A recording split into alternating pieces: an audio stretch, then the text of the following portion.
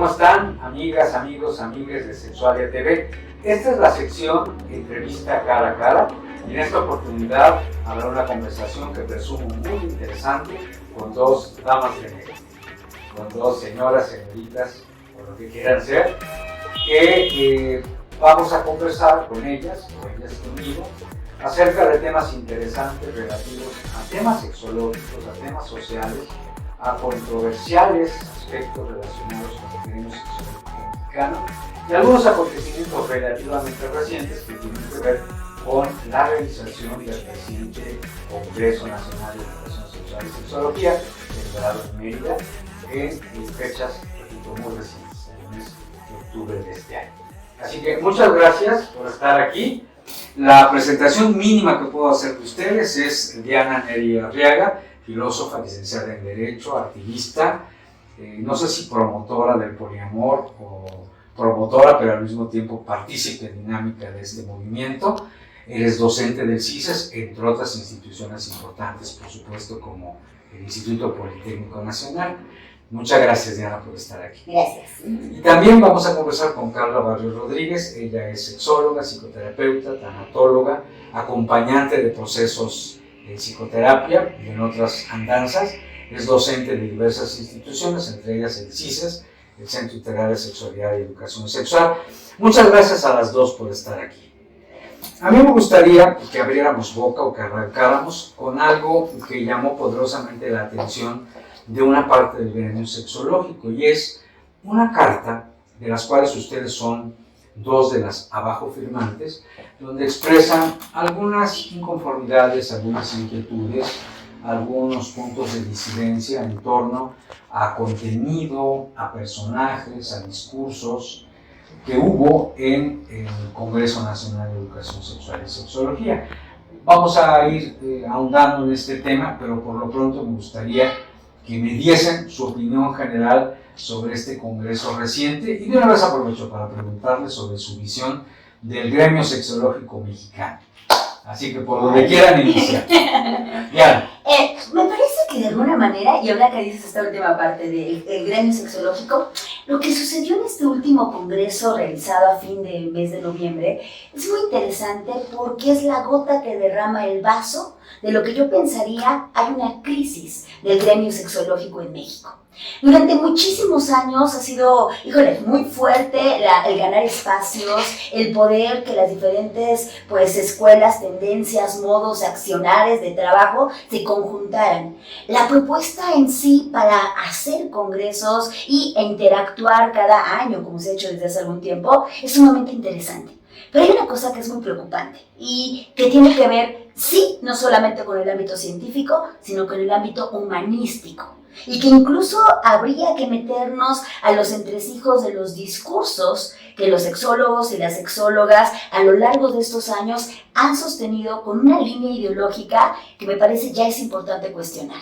Entonces, ¿por qué digo que fue la gota que derramó el vaso? Porque en este último congreso, que además teníamos unas ganas tremendas de reencontrarnos después de todas estas crisis de pandemia, de alguna manera me parece que las expectativas vivas estaban abiertas en un congreso plural, en un congreso donde abarcara una serie de temáticas que además cada día nos ponen en la cara, que son sumamente vigentes y que no son solamente los temas clásicos que durante muchos años la sexología, permítanme decirlo así, se ha atorado, ¿no? Entonces, en ese sentido, a reserva de que lo platiquemos a fondo, hubo elementos que cuestionan el modo en que no solamente se está organizando ese tipo de congresos, sino en qué está trabajando y en qué está pensando el gremio sexológico en México, ¿no? Bien, Diana, voy a comentar algo antes de proseguir.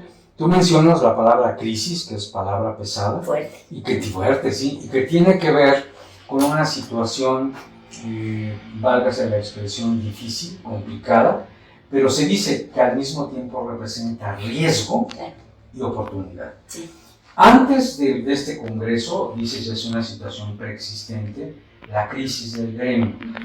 En el gremio sexológico mexicano, incluso muchas asociaciones que están en PEMES, hay académicos, hay investigadores, hay activistas, hay promotores de salud sexual y reproductiva, etcétera, etcétera, etcétera. Es decir, es un grupo disímbolo, no se puede decir que sea uniforme, en enfoques ideológicos, en concepciones, en la manera en que inciden en las políticas públicas, en la manera en que opinan.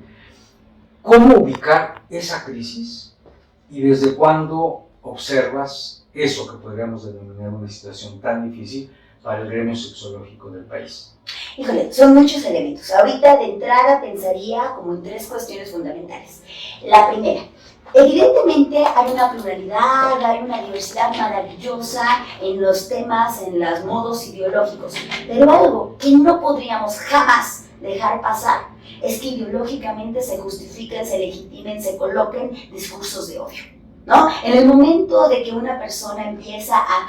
Y es que esto es muy grave. Somos figuras públicas, somos personajes que tenemos una responsabilidad política y social en nuestro decir. Y con alta responsabilidad. ¿No? Entonces, en ese sentido, sí es muy grave, por ejemplo, que un comité haya decidido la participación de algunos ponentes y además en espacios muy visitados, muy importantes, y me refiero al último congreso, que pudieran no solamente compartir tremendos discursos de odio llenos de desinformación, sino incluso hacernos copartícipes de una especie de delitos sexuales. O sea, por eso lo digo en ese sentido, la gravedad.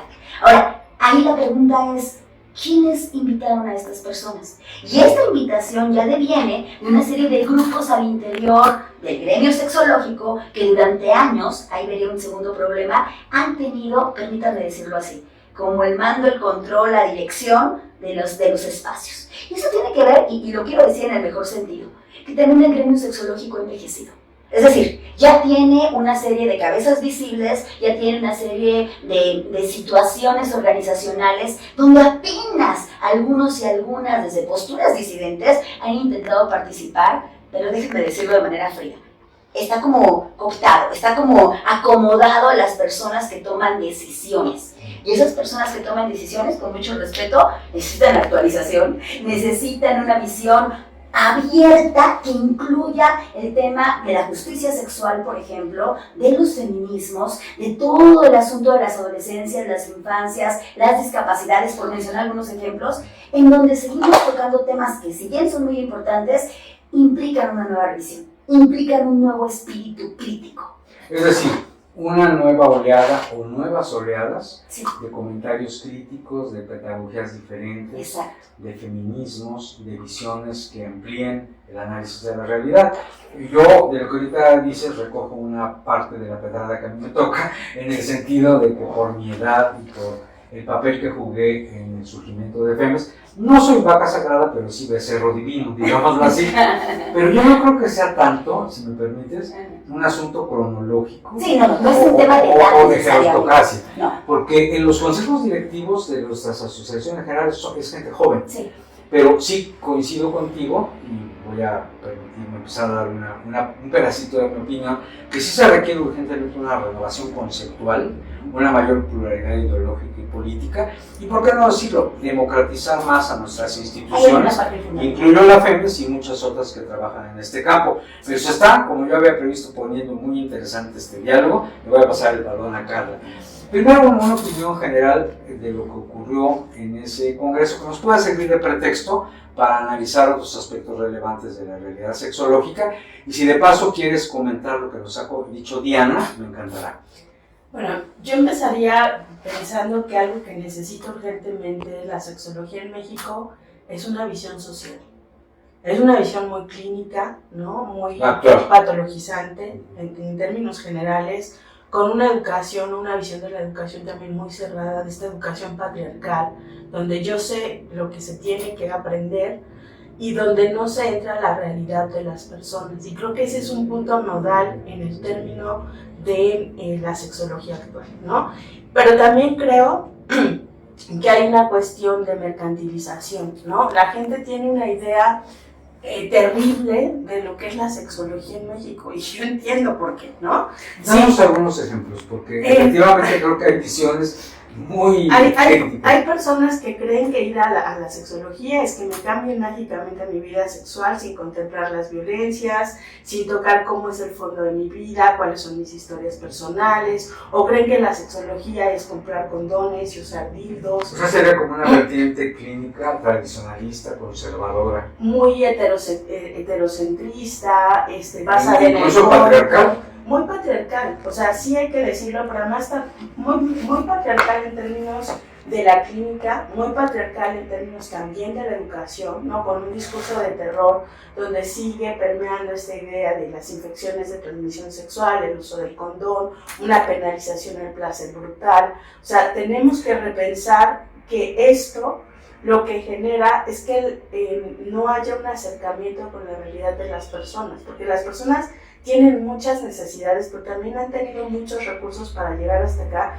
y eso es algo que se está invisibilizando. Y por otro lado, sí me parece que también es necesario recuperar el trabajo de los activismos en los diferentes ámbitos, porque en realidad mucho de lo que hoy damos por sentado como bueno, como estudiado, como referente de lo que es la sexualidad y la educación sexual integral, tiene que ver no con la academia necesariamente, surge de los activismos, del trabajo que haces en el día a día, de las pedagogías del sur que también necesitamos integrar urgentemente porque nuestra realidad lo plantea así.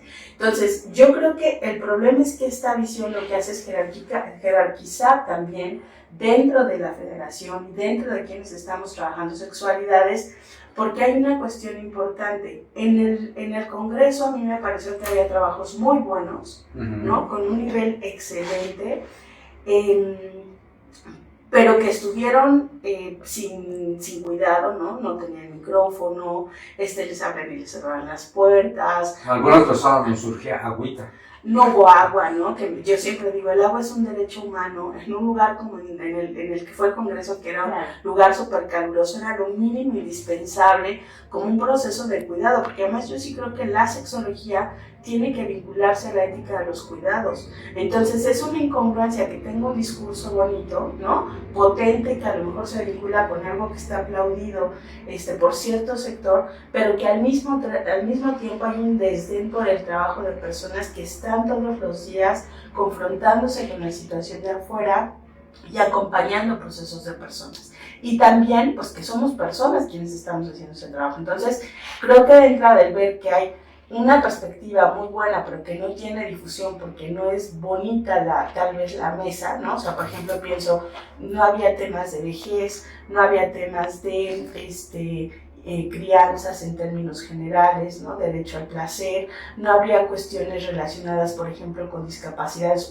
y lo poquito que hubo se diluyó entre muchos otros temas. El mismo tema, lema del Congreso, la educación sexual como derecho constitucional y humano, quedó diluido. Claro, se diluye, pero además que justo, yo creo que necesitamos pensar que los derechos pueden verse muy bonitos en las leyes, pero que lo importante es cómo nos apropiamos y cómo cuidamos eso en el día a día, porque no es nada más, ya se va a hablar de educación sexual, quién, cómo, desde dónde y en qué contexto, y eso necesitamos repensarlo justamente desde las realidades, porque no podemos pensar en un México, tenemos muchos Méxicos, ¿no?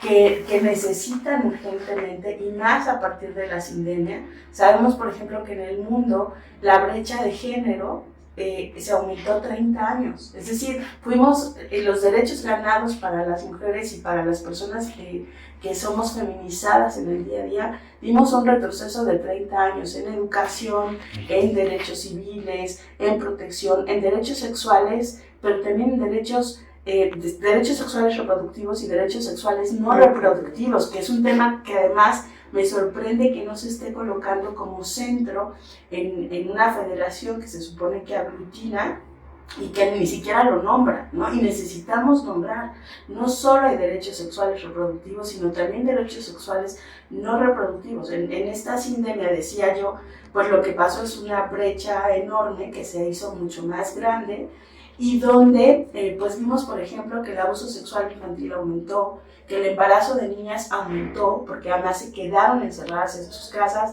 con las personas que les violentan. Vimos también que el maltrato infantil se fue al cielo, ¿no? Que el homicidio, el infanticidio y el filicidio también aumentaron, que el suicidio en niñeces y adolescencias también se fue al cielo. Entonces, siendo Yucatán una entidad con altas tasas de suicidio. Claro, pero que es justamente eso lo que necesitamos problematizar, ¿no? ¿Qué estamos haciendo para acompañar esos procesos y desde dónde? Porque no podemos pensar que el gremio sexológico se debe solo a una clase media alta academizada, ¿no? Y no podemos pensar que eso ya es lo que va a proteger a todas las personas. Estamos obviando la gran realidad de la mayoría de la población. Y para mí sí es un punto importante a cuestionar. Y creo que esto fue efectivamente la gota que derramó el vaso, pero creo que esto habla de un proceso de mucho tiempo donde tal vez no se están mirando las necesidades del país. Y lo preocupante es, pues justamente que a mí me parece que lo que pasó en el Congreso desde mi óptica fue una réplica de lo que vivimos en el día a día afuera, ¿no? Y eso sí me parece preocupante porque es ahí donde se supone que se está formando las personas o donde las personas están acercándose a la sexología, y entonces esa no es toda la sexología. O sea, yo sí quiero ahondar en eso y ponerlo como centro, y que necesitamos mirar de qué estamos hablando. Incluso hay estos discursos efectivamente que Laura Rita Segato los llama, dice, no son crímenes de odio, no son discursos de odio, dice, son discursos patriarcales, son crímenes patriarcales, porque nos afectan a todas las personas, ¿no? Y entonces necesitamos desde ahí repensar por qué tenemos un índice tan alto de feminicidios en México. Y un poco en esta conferencia, en una de las conferencias que fue tan polémica, que me parece que sin un conocimiento alguien hacía aseveraciones tales como que, claro, había más homicidios que feminicidios, y que por eso tenía que voltearse a ver para allá. Pero claro, lo que se ha dicho todo el tiempo es que la violencia patriarcal, que el patriarcado nos afecta a todas las personas, independientemente de la identidad que vivamos e independientemente de la expresión que tenemos ante la vida. Y eso se está obviando. Y no podemos transformarlo si esos discursos hegemónicos que se repiten en los medios de comunicación, que justifican los feminicidios, que desvían la atención de las cosas importantes, se colocan en estrados de poder, ¿no? Dándolos por válidos. O sea, a mí me parece que esa es la parte más preocupante. Gracias, Carlos. Querida Diana, una de las críticas más consistentes que ha habido hacia la FEMES en particular, y al gremio sexológico en general, es que nuestra federación lo único que hacemos, me incluyo en este plural, son congresos bianuales, a veces alterados por la pandemia, por otro tipo de situaciones, pero que no hay una vida interna. Es decir, que FEMES no tiene una vida interna en su membresía, en sus asociaciones, donde estos temas que toca Carla y muchos otros se discutan, se ventilen, se hagan propuestas y haya un nuevo derrotero para el contenido de los congresos, que es un espejo fiel de lo que es el gremio sexológico, pero también que avance, puesto que si no hay una discusión previa, todo queda arreglado en el cenáculo de nuestras mesas directivas, nuestros comités académicos o algunas asociaciones que podemos ser partícipes con ideas y opiniones, pero no un movimiento más democrático donde haya justo eso, dinámica, movimiento, discutir ideas, hacer propuestas, que tienen que ver con muchísimos temas. ¿Tú coincidías con esas críticas y, de ser así, tendrías alguna propuesta que revitalizara a nuestra federación y a nuestro gremio y que no nada más nos dedicásemos a hacer congresos bianuales? Y que me parece que Carla lo ha ubicado de manera muy clara y contundente. Hay una serie, y más allá de los personajes que puedan interactuar en la FEMES, hay una tendencia, o más bien una insistencia en un academicismo acrítico, ¿no? En donde hay esos grandes temas que no están barajeados, revisados, trabajados, mirados de la realidad. Porque si bien corresponde a situaciones importantes, hoy la realidad de manera muy profunda y también muy desgarradora nos está rebasando. Y es importante no solamente ir con los y les activistas que no necesariamente tienen un título desde la sexología, que no necesariamente tienen una instrucción formal, pero que llevan años trabajando con las ancianidades, con las infancias, con las adolescencias, con las violencias, en muchísimos de los caminos que, como acaban de mencionar, no estuvo presente en nuestro Congreso. Entonces, ¿eso qué implica? Implica una reestructuración de fondo. Hay un concepto que me llama mucho la atención de un autor que se llama Chantal Mouffe, que es una crítica directa a la democracia burguesa, entendida como los representantes que aparentemente son las voces válidas y legitimadas de un discurso. Entonces, en ese sentido, de alguna forma, la FEMES representa esa legitimación social, pero más bien la legalización social, no la legitimación. Y es una forma de conformismo y de perpetuación de estos estereotipos. En este sentido, lo que propondría Chantal Mouffe es la democracia radical. O sea, salirse de esta zona académica, de esta zona de complacencias, de amistades, de trabajo de años, de grupos de trabajo, e ir allá abajo con los docentes, con las activistas, con las mujeres en los movimientos sociales, con las asambleas barriales y directamente ir a escucharles, no ir a decirles, oigan, vamos a representarlos ahora, no, ir a escucharles, ir a aprenderles y a partir de ahí hacer replanteamientos importantes. Replanteamientos que recojan elementos fundamentales de los derechos humanos en los derechos sexuales. Porque, lo decíamos en el pronunciamiento, se oye bien bonito como un lema, está grande y colocado, pero ¿cuánta reflexión de fondo está en ese sentido? De lo que tú estás diciendo, Diana, que es muy interesante, desprendo una propuesta. Decía Alfred Kinsey que hay que preguntarle a la realidad. Lo que haría falta en FEMES y en otras organizaciones que trabajan en educación sexual y sexología es ir a los lugares específicos y preguntar la realidad, por ejemplo, de los activismos, de los movimientos feministas, de las nuevas masculinidades y de propuestas que se salgan de lo académico tradicional. Ahorita evoco que en este congreso del que estamos hablando, a mí me tocó participar en un simposio donde mi intervención fue bien recibida, pero también noté como caras de estupefacción en la audiencia. Tú estuviste en esa intervención donde yo hablaba básicamente de las epistemologías del sur como un dato referencial, y yo lo que hice básicamente fue leer un poema de Mario Benedetti, y algunos de los rostros, me imagino, supongo, es una buena interpretación, era como, bueno, David Barros, que es de los becerros sacros de la sexología, ¿por qué se le ocurre estar recitando? El sur también existe, de Benedetti, musicalizado, por cierto, por Joan Manuel Serrat. Me da la impresión que esas miradas frescas, diferentes, actualizadas, pero también pues muy vívidas, muy contemporáneas, muy urgentes de tomar, sería uno de los elementos que le haría falta a la FEMES, y recogería material riquísimo para, eso sí, en un siguiente congreso decir, traemos estas propuestas, traemos estas visiones interseccionales, incluso con poco foro, porque en general las personas que tenemos simposios, conferencias, etcétera, somos figuras relativamente reconocidas en el campo, pero hay gente de distintas edades, unas con formación académica, otras sin ella, que yo creo que tienen muchísimo que aportar, mucho que aportar. Y fíjate que en ese sentido me parece importante, como sumándome la propuesta, de una crítica de raíz que sitúe hasta en la mera cuna de la sexología.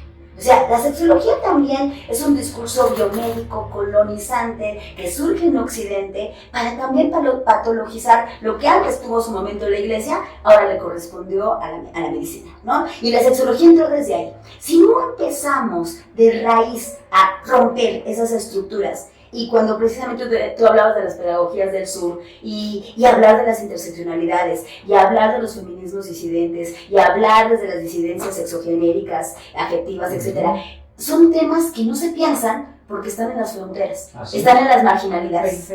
Y en esas periferias no se quiere estar porque también es perder la zona de privilegios. Algo que quiero acentuar de lo que hace rato mencionaba Carla es precisamente, de alguna manera, la élite, permítanme este concepto, que implica que sí hay una cuestión no solamente academicista, sino económica, de clase media alta, donde no podemos acceder como población en general a lo que implica. Primero tenemos una visión por los medios, también por el propio gremio sexológico, no clara de qué implica la sexología y la educación sexual, por un lado, ¿no? Y por otro lado, bueno, no hay esta crítica interna que dice, efectivamente, me voy a salir de esta zona de confort de la que he gozado de prestigio tantos años y voy a empezar, a escuchar, porque quiero insistir en eso, no es llegar, ver, recoger, ahora representar. Digo, porque para representar tenemos que aprender y dar la voz. Claro. Es algo básico que las interseccionalidades hemos propuesto. Yo no soy una mujer de un pueblo originario, es momento de callar y que esa mujer de pueblo originario tome el micrófono. Porque sus realidades y sus maneras de vivir la sexualidad no tiene que ver con Occidente y no soy quien para normalizar, señalar, clasificar qué sí, cómo y no vivirlo. Entonces yo creo que es una reflexión profunda que debería acompañarse este proceso para que en términos de Chantal Mouffe no sea una democracia burguesa, sino sea una democracia radical, donde desestructuremos y nos reorganicemos de otros modos. Y a propósito de escucharte, de lo que estás diciendo, pues estos sesgos en los abordajes no solamente son periféricos, sino en los cenáculos, en los grupos académicos, se excluyen muchos temas. Por ejemplo, mucha gente dice que lee, o quizá haya leído genuinamente a Michel Foucault, pero yo no veo nada en la academia, o muy poco quizá, que tenga que ver con lo que Foucault llamaba la psiquiatrización del placer perverso. Y se sigue denostando, satanizando, patologizando, y para mucha gente el DSM-5 y los que sigan son la Biblia no solo del conocimiento, sino del perfil ideológico que se tiene. Y eso es reducirlo de una manera, me atrevo a decir, grotesca, ¿no? Puesto que las realidades rebasan muchísimo eso. Entonces, fuera del cenáculo académico, dentro de las esferas del academicismo o de la cientificidad convencional, pues hay todos estos sesgos, exclusiones. Y estos sesgos tienen que ver que esto no solamente es parte del gremio sexológico, sino también de las crisis de las humanidades en el mundo, a una suerte de epistemicidio. Hemos dado un reconocimiento a ciertos autores, a ciertos personajes, cuando en las epistemologías del sur, de manera muy concreta, hay una serie de teóricas, hay una serie de propuestas interesantísimas que tenemos que recoger más allá del discurso que quede bonito en el membrete de la ponencia, sino realmente irnos a revisar, híjole, y es que hay tanto en la vía Ayala, por ejemplo, con las feministas, ¿no? Y que nos permitiría, sentarnos a escuchar y entender de manera distinta los discursos. O sea, en ese sentido, sé que Foucault ha sido muy importante durante años y bueno, pues es que también habría que hacer hasta una crítica de lo que Foucault ha hecho como persona, ¿no? Que eso nos lleva como pasos más allá. Separas al autor de la obra, contextualizas y entiendes que Freud era, o sea, yo creo que se valen ya esas críticas. Incluso las críticas al interior de sectores del feminismo, claro, es válido. Sí. Muy interesante creo que lo que estamos conversando. Antes de pasarle el micrófono o la voz a Carla, preguntarte algo. Todo eso que estamos discutiendo tendrá alguna incidencia o importancia en el público general, es decir, el público que está lejos de la sexología y la educación sexual, que no acude a los congresos nacionales, pero donde sí se puede incidir en la labor de los profesionales, las educadoras, los activistas, los científicos, los investigadores, los educadores sexuales, las y los sexólogos clínicos. En otras palabras, ¿cuál es la importancia para ti de esto que estamos hablando entre nosotras relativo a lo que incide en el público general? Como que el público general dijera, bueno, y a mí, dime, ¿en qué me debe importar o por qué me importa ese tema?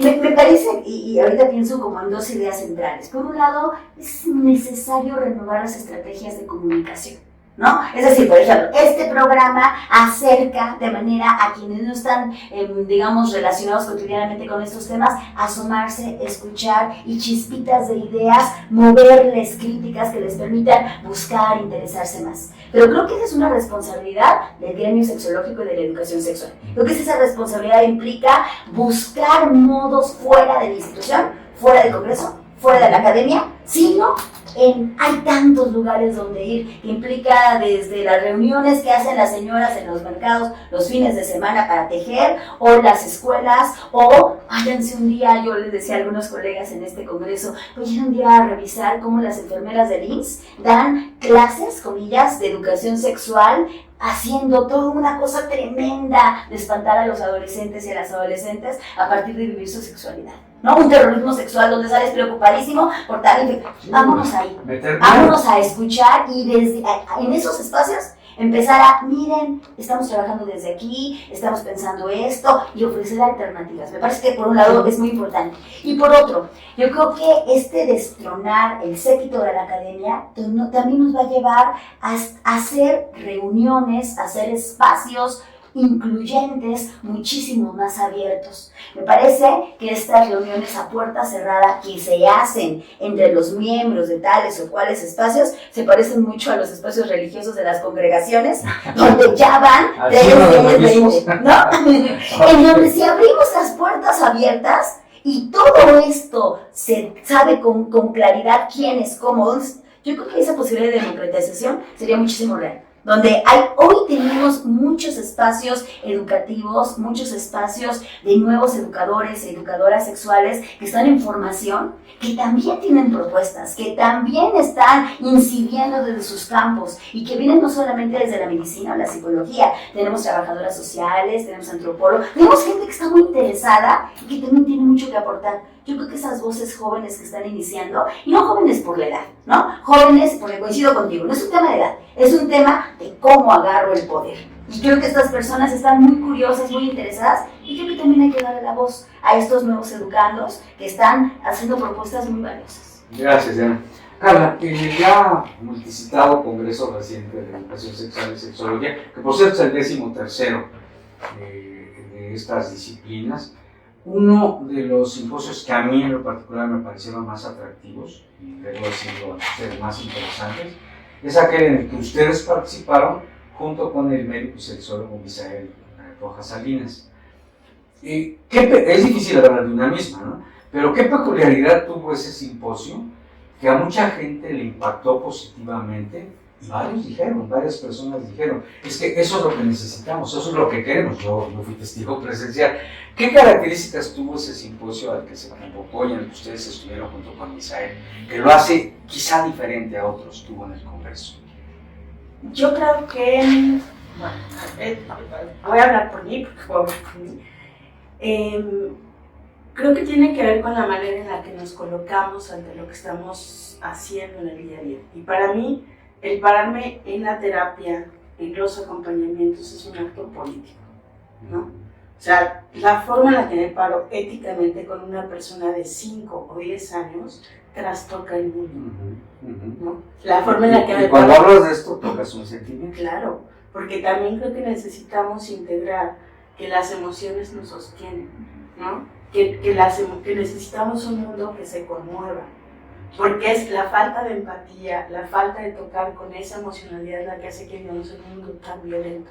Entonces, desde mi óptica creo que el tocar desde un lugar político y ético, saber que eso tiene un impacto en nuestras vidas, que la forma en la que tratamos a la otra persona es importante, porque eso forma parte de lo cotidiano. En terapia yo escucho y en educación discursos que son de verticalidad, donde yo soy la que sabe, donde te callas, donde no hay otra visión. Un adultocentrismo incluso. Pero también una invalidación, o sea, algo que ahorita decía Diana que me parece súper importante es que las pedagogías del sur son pedagogías que no solo son discursivas, tienen que ver con hacer, con participar, con colaborar, con construir comunidad. Investigación, acción e intervención. Claro, y que tienen que ver con las pedagogías populares, con las pedagogías feministas, tienen que ver con la recuperación de todo eso que ha sido negado en nuestras vidas.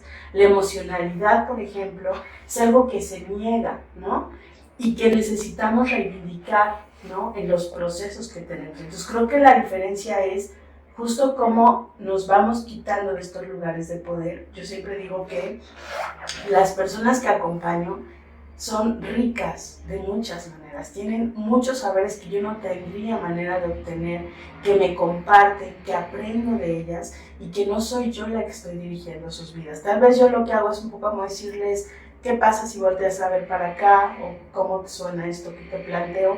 Pero no es mi voz la que lleva la batuta, ¿no? Es reivindicar las vidas de las personas, es trastocar el mundo pensando que cada vida es importante, pero no en el discurso bonito, sino en la práctica diaria del acompañamiento, del reconocimiento como ser viviente y del mundo en el que habitamos, porque no solo es una visión donde somos las personas y el resto del mundo desaparece, ¿no? O sea, el planeta está vivo, el planeta necesita que dejemos de violentarle, o sea, hay muchos ejercicios que necesitamos poner sobre la mesa, porque incluso si le doy un like en una red social virtual alguien que pone un contenido violento, eso también tiene impactos, ¿no? O sea, no estamos las personas alejadas de la política, porque la política no es ir a votar, ¿no? No solo es ir a votar, claro. Es una parte, ¿no? O sea, que pudiera tener que ver, pero es más lo que consumo, lo que hago, la forma en la que trato. Entonces, creo que lo que distinguió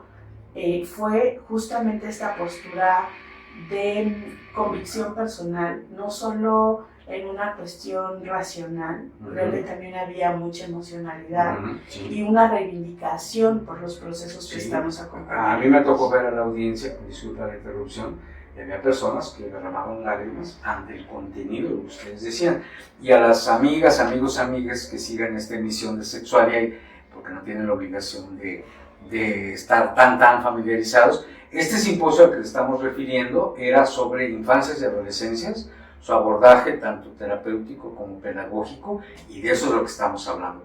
Te interrumpí, perdón, y luego seguimos con Diana sobre lo mismo, creo, porque es muy interesante. No, pues yo diría que eso, ¿no? O sea, como recolocar los ojos y la voz y el cuerpo en otro momento, porque todo el tiempo estamos actuando y todo el tiempo tenemos incidencia.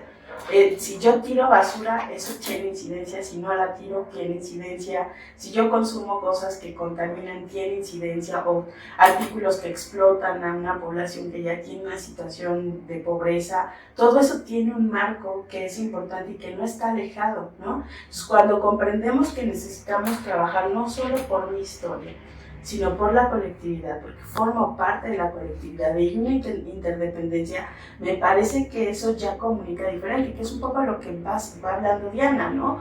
Cuando podemos vernos no solo como un ente, sino como una colectividad y que nos afecta, podemos repensar en todo lo que necesitamos y todo lo que nos acerca de una manera realista con lo que son los derechos humanos. Porque los derechos humanos no son una cosa bonita. Y ese eslogan. No, o sea, los derechos humanos tienen que ver con condiciones de vida dignas de todas las personas, ¿no? En todos los ámbitos.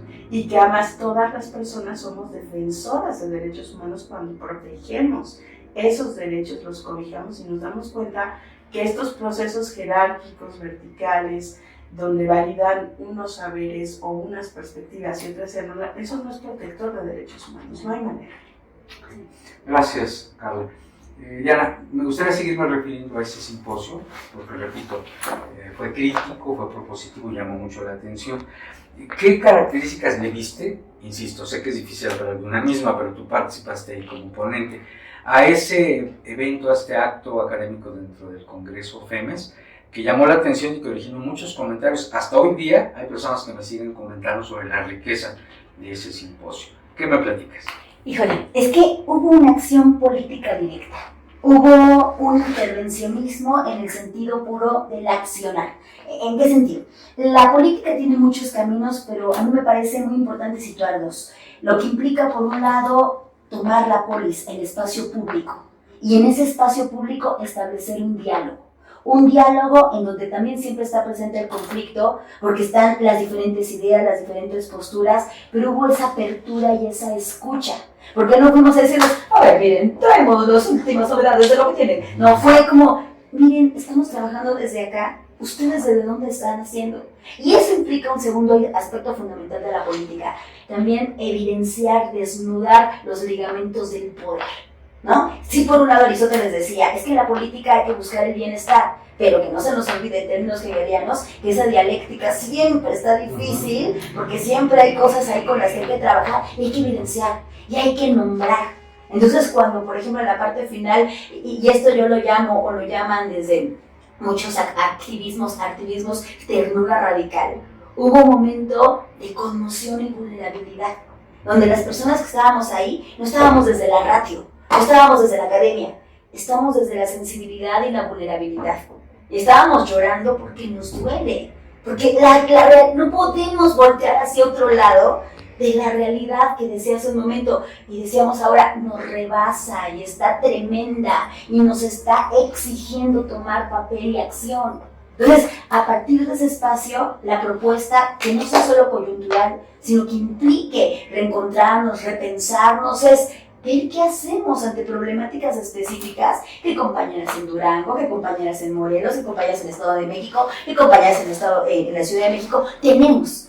y puede crear espacios de solidaridad, de acompañamiento, de nuevas reflexiones. Entonces, me parece que eso fue importante porque no fue el ir por recibir un papelito y el decir, ¡ay, participé en tal congreso! Yo creo que eso también es importante, ¿no?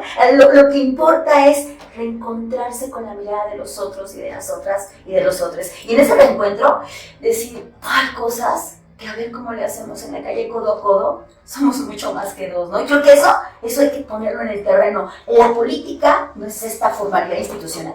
La política es ese quehacer de hacer, de conmoverse, de vulnerarse, de cuidarse. Y me parece que fue bien importante los cuidados que nos dimos, porque al final fue la despedida, el abrazo, nos vemos pronto. Fue una reunión de desconocidos, pero al mismo tiempo de entrañables. Digo, y de reencuentros, porque también había mucha gente muy querida, ¿no? Pero me refiero que puedes establecer estos puentes dialógicos en un espacio como este, muy formal, que termina siendo una posibilidad muy potente de transformación. Muchas gracias, Diana. Carla, vamos a ir entrando al tema quizá más polémico de el comunicado o del posicionamiento de las cuales ustedes fueron dos de las personas firmantes. Me refiero específicamente a dos intervenciones que tuvieron un papel central, o que se les dio un papel central en el Congreso. Me quiero referir específicamente a una conferencia de la comunicadora Silvia Olmedo y a la conferencia magistral de cierre a cargo de un académico muy connotado, Juan Guillermo Figueroa.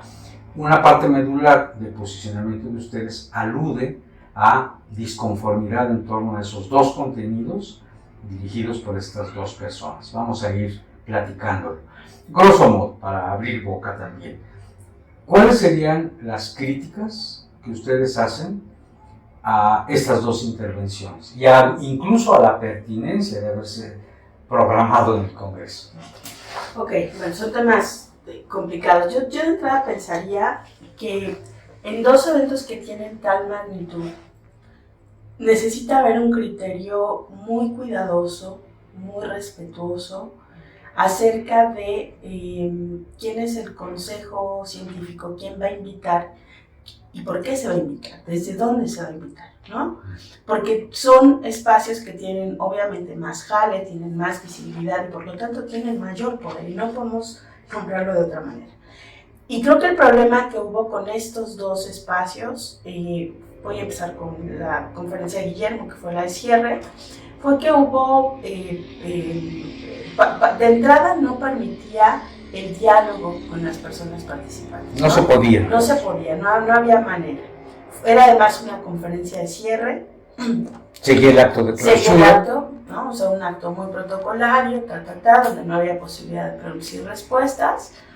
Él hablaba de hipótesis en todo su planteamiento, pero no dejaba de repetir cosas que aludían a los feminismos. A mí me parecía que en muchos momentos en un tono de burla, ¿no? De manera innecesaria, ¿no? Haciendo muchos chistes que no tenían caso, fuera de lugar, hablando de cosas que evidentemente no sabe, ¿no? O sea, porque hizo sus hipótesis tenían muchas aseveraciones que están completamente descontextualizadas, ¿no? Decía cosas como, bueno, pues es que se da por sentado que la violencia sexual o la violación afecta más a las mujeres que a los hombres. Decía cosas como que no se hablaba de las violencias hacia los hombres porque era un tema políticamente incorrecto. O cosas que a mí me que no son ciertas, que no son, sí, que de entrada no son incluso ciertas. Los feminismos han criticado la violencia sexual hacia los hombres. No, claro, y que yo por eso me freno, ¿no? Porque parecía desde lo que yo alcanzaba a escuchar que era un hombre que no tiene noción de lo que son los trabajos de los feminismos. Me parece que tampoco sabe lo que son los trabajos con masculinidades, ¿no? O sea, que está desfasado, francamente no lo conoce. Creo que tampoco sabe lo que es el acercamiento al trabajo con violencias, porque decía cosas como que solo se atendía a la violencia sexual de las mujeres y no de los hombres, ¿no? Lo cual es irreal, ¿no? O sea, eso no es cierto.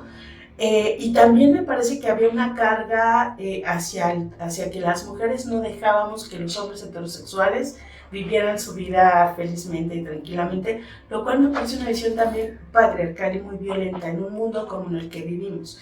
Decía, por ejemplo, que se hablaba de los feminicidios, hacía una burla de 12 o 13 al día, mientras que en comparación hay 80 homicidios al día, pero que no podemos pensar que esa es la realidad de lo que estamos trabajando. Muchas personas que están estudiando violencias saben que el problema, justamente como yo lo decía hace rato, es el patriarcado.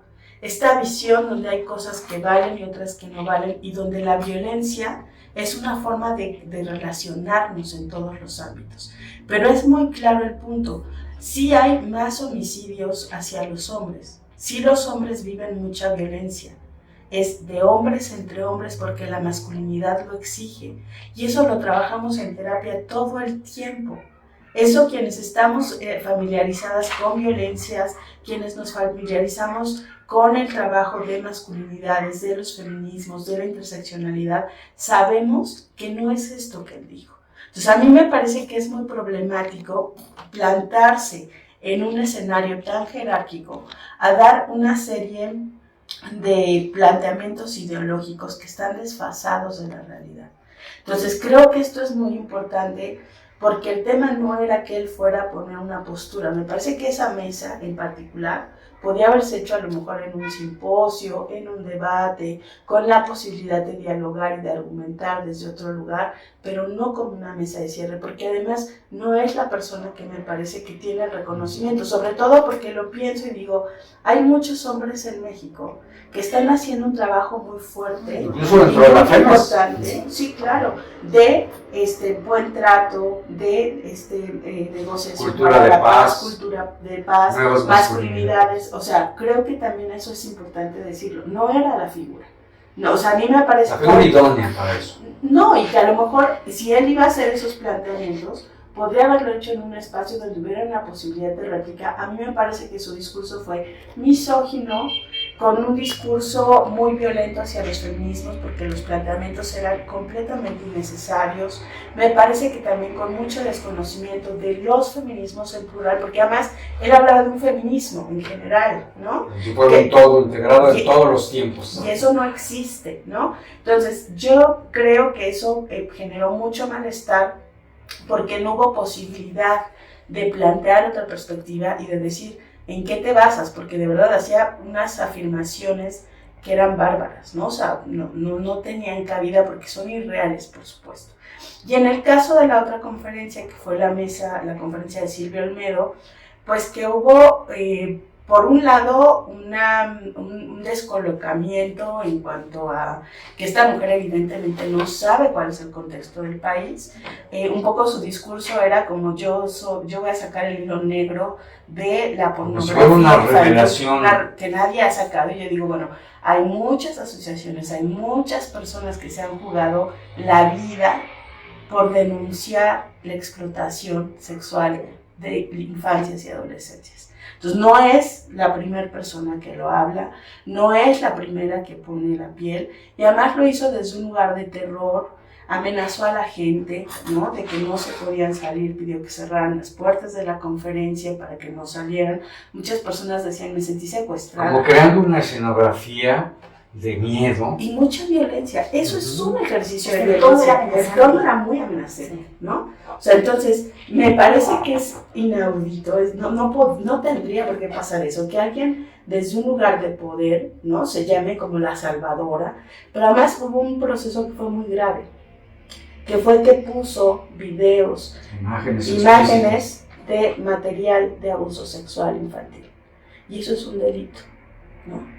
Entonces, tengo entendido, no soy abogada, pero tengo entendido que cuando se trata de una clase de educación sexual, no hay como delito que perseguir, pero no, era innecesario hacer eso. No tenía un contexto, no tenía un sentido. Es como si das una clase de infecciones de transmisión sexual y presentas vulvas chorreando pus, no tiene sentido. Es una mirada terrorista, es una mirada alejada, pero además yo pienso, ¿a quién, si nuestra hija o la crianza que tenemos al lado la explotaron sexualmente, querríamos que ese material se mirara aunque sea por segundos? Es una revictimización.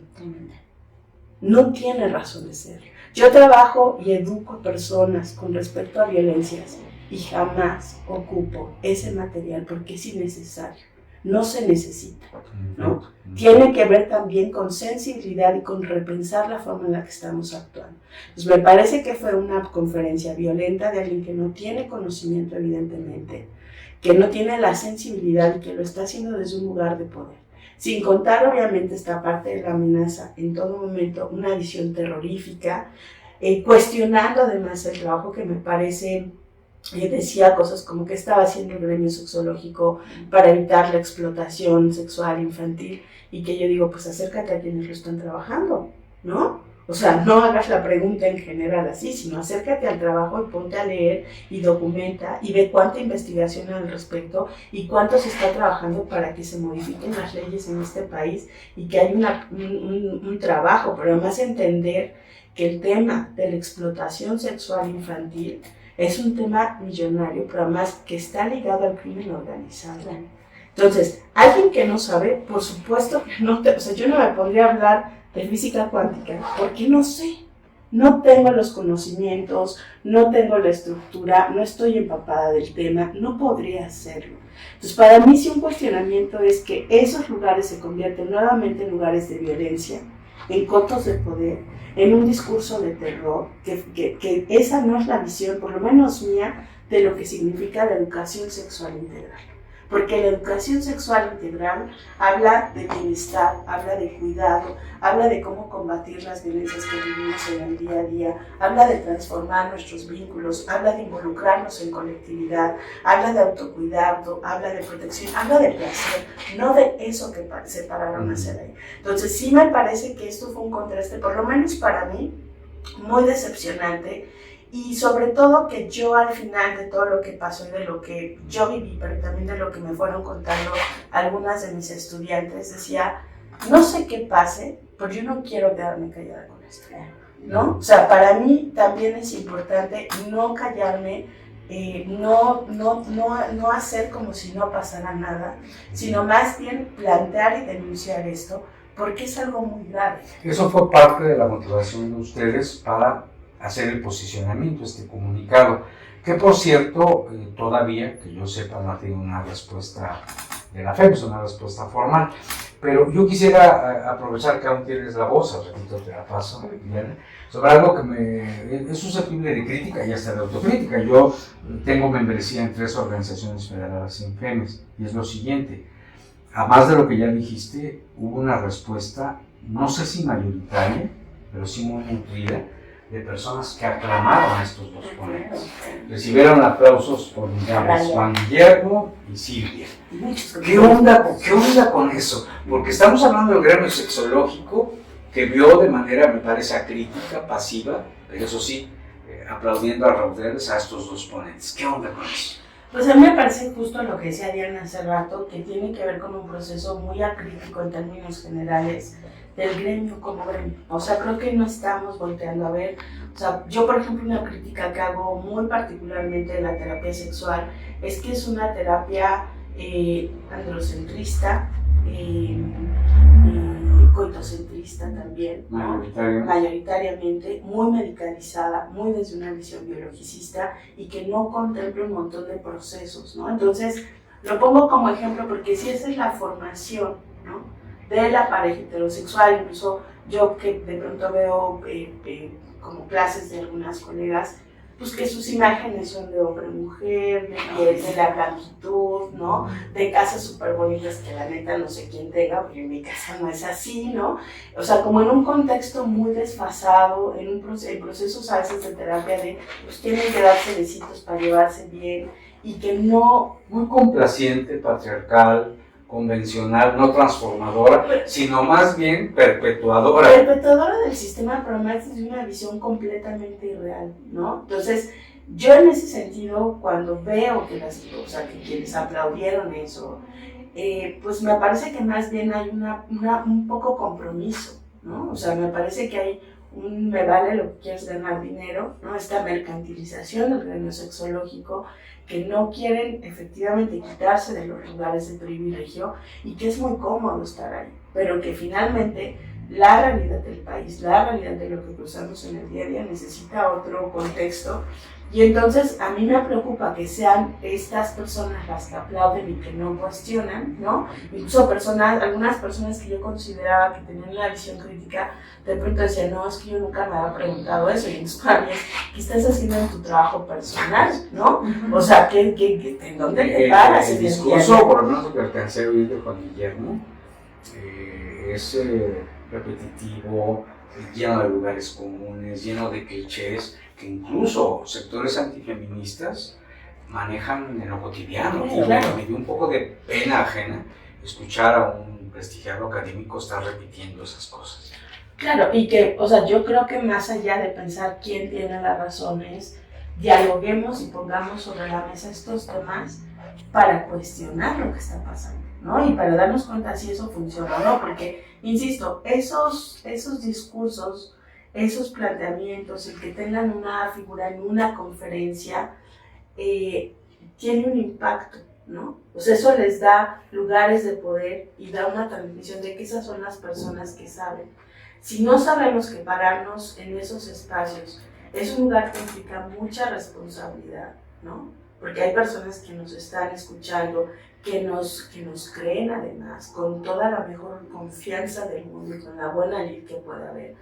Entonces, me parece que es también una forma de violentar de verdad al entorno, ¿no? Y de denostar el trabajo de un montón de personas. Entonces, creo que el tema fue que no hubo un filtro necesario que tendría que haber sido, y que además, pues a mí me parece que si la FEME se está juntando a la crema innata de la sexología mexicana, pues hay un cuestionamiento súper importante. ¿Y cómo es que dejaron pasar esos discursos que a mí me parecen conservadores y patriarcales, ¿no? Y que favorecen todas las violencias con las que nos enfrentamos en el día? Gracias, Carlos. Ahorita vamos a entrar a las motivaciones de ustedes para ya también muy citado posicionamiento que hicieron. Pero antes de eso, ¿quisieras comentar algo sobre estas intervenciones, Juan Guillermo Figueroa y Cirilo Olmedo, en el Congreso?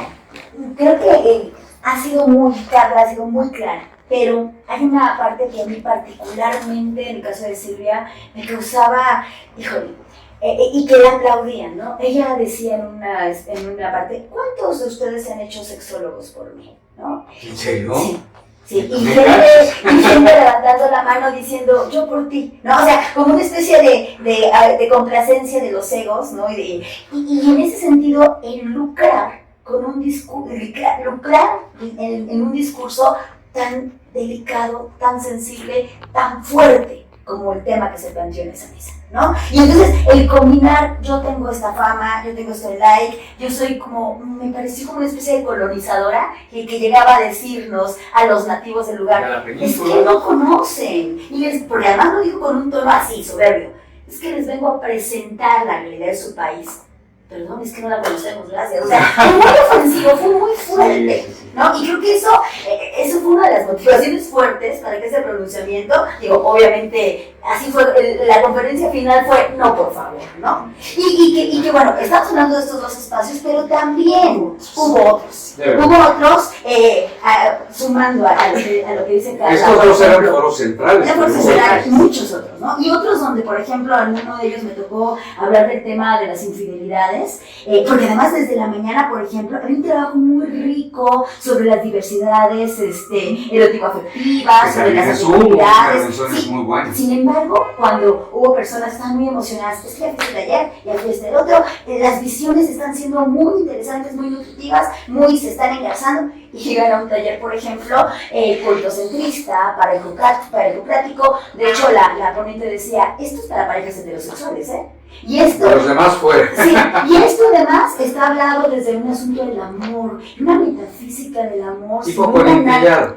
Totalmente, ¿no? Y digo, por poner algunos ejemplos que nos dejó a las y los participantes totalmente descolocados, ¿no? Y creo que precisamente la clausura, y es que a mí lo que me pareció muy fuerte de la clausura es ese silencio, ese aplauso, ese protocolo, ese guardar las formas sin una visión crítica.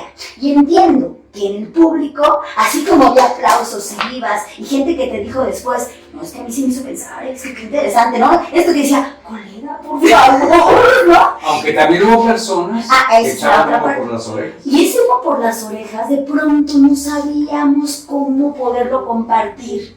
Digo, porque también hay que decirlo, hay miedo. Uno entra, y perdón, lo voy a decir de manera muy coloquial, uno entra al club de Toby, al club de Lulu, ¿no? Y de alguna manera vas, admiras, escuchas, aprendes, pero dices, esto no se me está acomodando. Esto me está pareciendo muy fuerte, esto es violencia.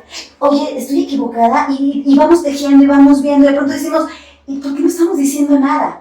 Porque los que nos han representado, por los que tienen esa vara alta, aplaudieron, entregaron, se despidieron y todo acabó muy bonito. Y eso nos conmovió muchísimo, porque dijimos, no podemos validar desde ese lugar de poder discursos de odio. Ahí lo quiero conectar luego con las motivaciones, los objetivos del posicionamiento que ustedes firman, que se ha difundido en el seno del gremio, que amerita, me parece, respuestas, y lo que ya está produciendo desde ahorita es una gran discusión. Me consta, como director de una institución que se dedica a la educación sexual y la sexología, alumnas, docentes, compañeras, compañeros, compañeras se han dirigido a mí a decirme, oye, ya leí el comunicado. Los que fueron al Congreso lo pueden acreditar, los que no fueron dicen, ¿qué pasó? Platíquenme, porque esto es grave. Motivaciones, pretensiones, objetivos. ¿Qué esperarías como consecuencia de este comunicado, de este posicionamiento de las firmantes, entre ellas ustedes? Lo voy a decir rápido, fuego.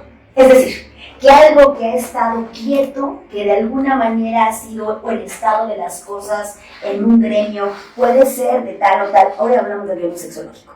De pronto, sepamos que las cosas no son así y que no todos, todas y todos estamos de acuerdo con los discursos oficiales. Que se encienda. Ese fuego que no te dicen brujar Borbón, ahora me pero no es un fuego que quema, es un fueguito, permítanme lo galeano, ¿no? Es un fueguito que acompaña, que escucha, que da voz y que retoma esa voz. Hay personas que no fueron a este congreso, que de pronto al leerlo dijeron, híjole, yo no fui, pero en el anterior congreso y en este otro congreso pasaron cosas así.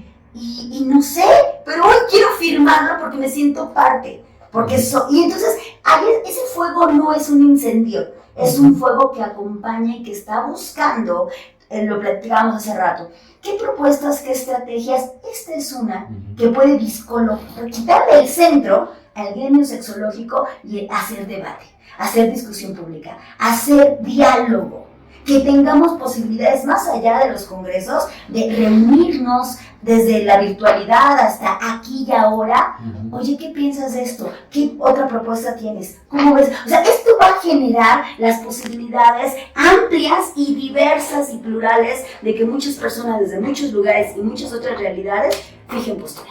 Fijar postura es fundamental, porque uno no puede seguir suscribiendo en silencio lo que está establecido como lo oficial. En el mismo sentido, Diana, minutos atrás decía yo que toda crisis, y a la definición y conceptualización de ustedes, hoy hay una crisis en el gremio que representa riesgo, ya hemos hablado de riesgos, algunos ya muy tangibles, pero que quizá haya oportunidades. ¿De qué nos sirve este aprendizaje? ¿De qué le puede servir a la profesión sexológica y al mundo del activismo sexológico un comunicado, un posicionamiento como el de ustedes? Quiero ver la parte propositiva. Ustedes lo hicieron no ociosamente, sino con una pretensión sociopolítica. Claro. ¿Cuál sería un resultado apetecible de ese comunicado? Fíjate, y bueno, quiero decirlo a título personal, este comunicado no está necesariamente esperando una respuesta de la FEMES. Pienso, de manera personal, que no va a haber una respuesta, ¿no? Y que va a haber, porque inclusive personas muy respetadas dijeron, oigan muchachas, esto hay que platicarlo entre nosotros, no lo saquen afuera, porque de por sí, claro, ¿no? Y entonces desde ahí entiendo que no va a haber una respuesta, pero no importa, porque el comunicado... Bueno, la FEMES ofreció respuesta. Sí, pero... La dirección de FEMES ofreció respuesta. Pero lo que implica, si esto para la FEMES va a moverla, va a desestructurarla, va a cambiarla, no lo sé, no me atrevería a llegar hasta ahí. Pero lo que sí sé es que las personas que se están formando, las personas que están pensando y trabajando sobre la sexología, sobre la educación sexual, hoy han visto que hay una pluralidad de posicionamientos en donde ya no queremos ser cómplices de esto que no solamente nos incomoda, sino de este silencio. Yo creo que este es un precedente fundamental, y ya ha habido otros, pero tampoco hay que negar que las compañeras activistas desde los feminismos en todos los congresos están duro, y que hoy están diciendo, compañeras, estamos con ustedes porque este es un posicionamiento que nos representa en nuestras voces, en nuestras formas, en nuestros modos, y también no, porque hay compañeras que han dicho, mira, yo no estoy de acuerdo con esto, pero con esto sí, sí. Y lo voy a afirmar porque no me tiene que parece haber un importante. pensamiento único. Claro. Y eso es lo importante, ¿no? Has citado a Galeano, ahora voy a citar a Galileo, y sin embargo se muere. Claro. ¿No? ¿De qué sirve o de qué querrías, tú en lo particular, que sirviese este posicionamiento? ¿Mover qué? ¿Sacudir qué? ¿Cambiar qué cosas? Bueno, yo voy a empezar con algo que en estos días ha pasado, que en algunos grupos de la FEMEX, hay miles de grupos, pero de chats, ¿no? Y de comunicación virtual, pues lo que pasó a partir del comunicado fue, por un lado, que hay personas que dicen que fue un comunicado que yo hice, lo cual es irreal, es un comunicado en colectiva. ¿Por qué será, Carla, que se atribuye a ti? No, ¿O es exclusivamente a ti? No, o sea, yo nunca diría eso. Por un lado, fue una colectiva. Una colectiva de mujeres, de personas que se fueron sumando. Pienso también que hubo muchos comentarios violentos, incluso para sexólogas y educadoras sexuales que se pronunciaron a favor del pronunciamiento. Han estado viviendo mucha violencia por parte de personas que están dentro de la FEMES. A mí eso me parece terrorífico, o sea, no lo puedo llamar de otra manera, es un ejercicio de violencia. Decíamos en el comunicado que muchas compañeras no quisieron firmar por temor a represalias. Yo, después de lo que he leído, o sea, discursos como que no hay que escupir para arriba porque te puede caer en la cara, o que si quiero ser protagonista de algo, pues yo soy protagonista de mi vida y es lo único que puedo ser protagonista, no aspiro a algo más, no me interesa. Tú hacías una pregunta hace rato que era como, ¿qué se espera con esto? Yo no espero nada, ¿no? Yo más el objetivo ya fue cumplir al expresar. Yo deseo poder seguir siendo congruente y no cagarme en el discurso. Yo deseo poder seguir siendo fuerte y poder tener voz mientras la vida me lo permite y la muerte también, para poder pronunciarme libremente.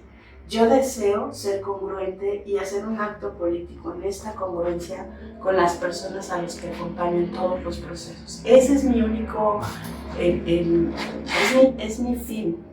Pero también el sentirme cobijada con otras personas con las que hay afinidad, ¿no? Es lo que llaman Paulo Freire y Peter McLaren la familiaridad intelectual, ¿no? Que es encontrarnos y cobijarnos también desde estos aprendizajes y donde rompemos con estas estructuras. Y como decía Diana, yo ya no quiero callarme con las violencias, sea de quien sea, venga de donde venga. Sin embargo, Carla, estando de acuerdo con lo que tú dices, tú quieras o que no, por tu trabajo profesional y por el activismo, eres parte del gremio sexológico. De alguna manera estás en el acto sexológico y hay un gremio amplio. Alguno de sus actores coincidirá con la postura de ustedes, otros quizá no.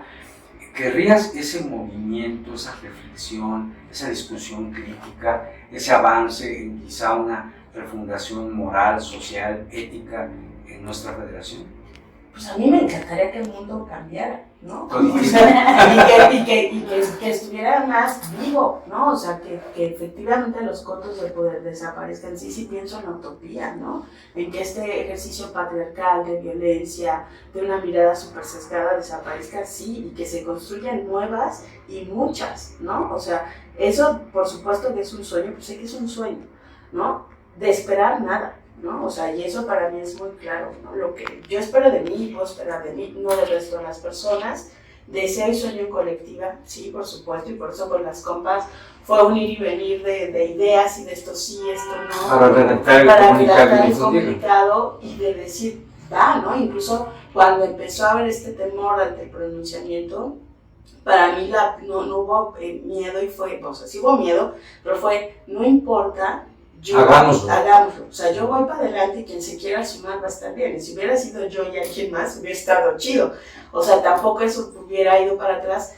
porque creo que es urgente, ¿no? O sea, creo que ya nos rebasó esta realidad y que en ese sentido sí necesitamos nuevos planteamientos. Entonces, yo más bien abrazo la otra parte que ha sido la de recolocarme y mirarme en espejos súper bonitos con otras personas que están haciendo un trabajo muy cuestionador, muy crítico, porque también es, claro, acá está mi manada, acá está mi otra familia intelectual, ¿no? Donde puedo construir, y ya para mí eso es un montón de ganancia, y por supuesto que el dormir tranquila, o sea, dormir tranquila en el sentido de no avalo esas violencias, no avalo esos discursos, no quiero quedarme callada con eso que es tan importante. Muchas gracias, Carlos. Antes de pasarle la voz a Diana para ir cerrando nuestra conversación, si alguien estuviera interesado en echarle ojo al comunicado, al posicionamiento de ustedes, ¿dónde localizarlo? ¿Dónde echarle una leída? Lo pueden encontrar en Maca, Colectiva Maca, que está en Facebook. Lo pueden encontrar en mi página de Facebook, que es Carla Varela Rodríguez. Y yo creo que inclusive en las firmantes, todas las tenemos. Todas las Hay más de 40, 50, 60 nombres que se van sumando y cada uno en nuestros muros ahí está. Porque lejos de que sea algo cerrado, críptico, solo para el gremio, a mí me parece que es importante que quien tenga interés, finalmente debemos ser una organización transparente, lo lee, habrá quien esté de acuerdo, habrá quien diga no, por ahí no va el asunto, y todo eso forma parte de este movimiento. Diana, te voy a tocar ir cerrando. Me gustaría una conclusión. Sé que ha sido de chile, dulce y manteca lo que hemos venido platicando, lo cual es muy rico, pero... bueno, la manteca sí es de animal, sí, vegetal sí, pero si es manteca de cerdo, no, por favor. Bueno, siempre hay que aclararlo. Quiero confesar que me encanta lo frito con manteca, pero reconozco que ciertas visiones lo proscriben. Una conclusión, sé que hemos hablado de muchos temas. Una conclusión general sobre la multiplicidad de temas que hemos abordado, sé que de manera somera, porque son temas que ameritan foros, análisis, discusiones muy profundos, pero creo que ha sido una buena entrada a esta temática tan variada, tan necesaria. Una conclusión, Diana, que hemos venido a hablar. Más que una conclusión, es una invitación, un deseo fuerte y latente de que, por ejemplo, en este espacio, que gracias por abrirlo y por ponerlo en este lugar, en la virtualidad, sea el pie para que personas que están en el gremio escuchen otras voces, estoy de acuerdo o no, pero ya hay debate. Pero yo quiero apostarle a quienes están fuera del gremio. Quiero apostarle al adolescente, que inclusive cuando iba yo, y un poco en una clase dediqué porque bueno, hasta querían juntar la vaquita para, más, no nos alcanzaba, ¿no? Para que pagaran el viaje y tal. Pero bien interesante las adolescencias, ¿eh? Llegué y les dije, oigan, fíjense que pasó todo esto, tal, les leo el comunicado. No estuvieron muy contextualizados, pero nos decían, ¿y dónde podemos informarnos más? ¿Y dónde podemos más? Y hay personas que información que aspiran a trabajar desde la psicología, muchos temas, y que está como muy viva la voz. Esas son las personas que estos comunicados pretenden llegar, ¿no? Por un lado, efectivamente, que las mujeres, hay que decirlo, mayoritariamente hemos sido mujeres, hay algunos compañeros, pero hay mayoritariamente mujeres. Estamos todo el tiempo en nuestros espacios y diferentes lugares revolucionando y reencontrándonos. Eso es maravilloso y que eso lo ha permitido no solamente este posicionamiento último de lo sucedido, sino todo lo que ha sido un análisis constante y continuo, no solo de lo que pasa en la FEMES, sino del gremio de la sexología en México, ¿no? Entonces, este análisis crítico era urgente que se hiciera y se abrió la puerta, ¿no? Por un lado. Por otro, que otras personas que no han estado para nada empapadas e informadas, también no hay que presentar la cara bonita, hay que presentar las crisis, hay que presentar las cosas como son. Y cada quien, a partir de involucrarse, estudiar, conocer, escuchar, debatir, será su propio criterio. Y eso es maravilloso, ¿no? Totalmente. Entonces, creo que es muy importante que estos temas, desde muchísimos lugares, se empiecen a soltar, se empiecen a hablar, se empiecen de una manera, además, esto que decíamos, desde el cuidado, desde la invitación al diálogo, desde la invitación a entender que hay conflicto y hay debate, pero ese debate no es pelea, como decía este conferencista en una parte así horrible, ¿no? Glorificando conductas masculinas sumamente violentas. No, hay otras formas de disentir, sentándonos, platicando, estudiando, haciendo círculos de lectura, etcétera, etcétera. Yo creo que estos son campos abiertos para que haya mucha fertilidad. Seguro que sí. En alguno de los múltiples improperios que he leído a raíz de la reacción que tuvo su comunicado, se decía algo así como que ustedes planteaban discursos de odio adversos a la federación. Es como si yo, por ejemplo, hablo por mí, que critico tantas cosas del país al que amo, al que sigo amando, a México. Eso no me hace traidor a la patria, ni se me hace ni un antinacionalista en relativo a México. Creo que podemos criticar, podemos disentir, podemos proponer, y eso mueve cosas, fomenta reflexiones, y los cambios que van a ser propiciados, y eso lo desprendo de lo que ustedes dicen, no son tanto verticales, que vengan de la cúpula hacia abajo, sino al revés. Me parece que hay bases en la federación, en nuestro gremio, que pueden promover el cambio, como se dice, de abajo hacia arriba, y debemos estar abiertos a esa posibilidad. ¿Quieren agregar algo más antes de que nos despidamos? Algo que se quede en el tintero y que les parezca relevante. Yo de entrada, qué gusto compartir este espacio contigo. Qué rico, ¿no? Esta platicada así. Muchas gracias a los dos, y voy a buscar una cámara que por algún lado está para despedirme. Creo que está de este lado. Ya está. Muchas gracias por la atención prestada a esta entrevista cara a cara aquí en Sexualia TV. Les agradezco mucho a Carla y a Diana su presencia, y espero que esta emisión fomente la reflexión a la que nos referimos, que se piense, que se sienta, que se proponga, que se comente, porque eso hace crecer los movimientos, entre ellos el movimiento de las y los sexólogos, que a ti también te importan, aunque tú no lo creas. El mundo sexológico, si se hace bien su función, puede incidir favorablemente en la salud emocional, orgánica, en general, en la educación de la gente, que buena falta nos hace, porque a veces pensamos que un indicador de desarrollo de un país es el ingreso per cápita, o el aumento de los salarios mínimos. La educación sexual integral de veras es un indicador de desarrollo social en nuestro México. Que así sea. Muchas gracias por su atención. Acá nos encontramos. No hay justicia social si no hay justicia sexual. Así es. Ok, grábenlo por ahí. Hasta pronto, amigas, amigos. Acá nos encontramos.